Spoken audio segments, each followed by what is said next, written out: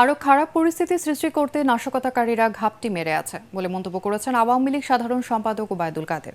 রাজধানীতে মহানগর উত্তর আওয়ামী লীগ নেতাকর্মীদের সাথে মতবিনিময়কালে তিনি বলেন, বিএনপি চোরাগুপ্তা পথে রক্তের উপর দিয়ে ক্ষমতায় যেতে চায়। আরও জানাচ্ছেন সৈয়দ রিয়াজ।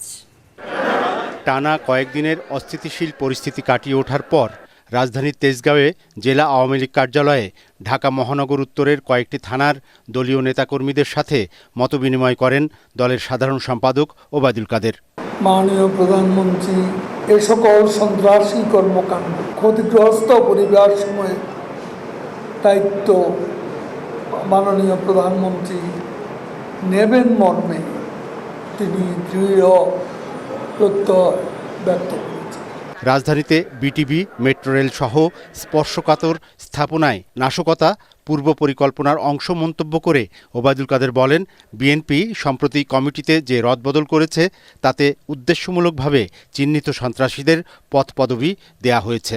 কিছুদিন আগে বিএনপি কমিটিতে রদবদল হয়েছে, বেছে বেছে তারা নতুন নেতৃত্বে চিহ্নিত সন্ত্রাসীদের পদায়ন করেছে।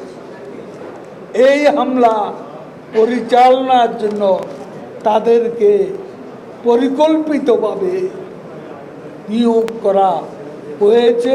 বিএনপি জামাতের নাশকতাকারীরা চুপ করে বসে নেই জানিয়ে আওয়ামী লীগ সাধারণ সম্পাদক আরও বলেন, পরিস্থিতি সাময়িকভাবে শান্ত হলেও আশঙ্কা রয়ে গেছে।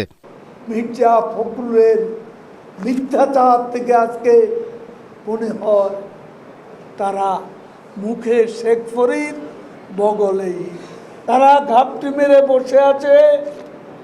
আরো খারাপ পরিস্থিতি সৃষ্টি করতে পারে। যে কোনো পরিস্থিতি মোকাবেলায় নেতাকর্মীদের প্রস্তুত থাকার আহ্বান জানান ওবায়দুল কাদের। বলেন, গুজব গুঞ্জন প্রতিরোধে প্রশাসনকে তথ্য দিয়ে সহযোগিতা করতে হবে। নিম্ন আয়ের মানুষদের কষ্ট লাঘবে তাদের পাশে দাঁড়াতে দলীয় নেতাকর্মীদের আহ্বান জানান আওয়ামী লীগ সাধারণ সম্পাদক। সৈয়দ রিয়াজ, এটিএন বাংলা, ঢাকা।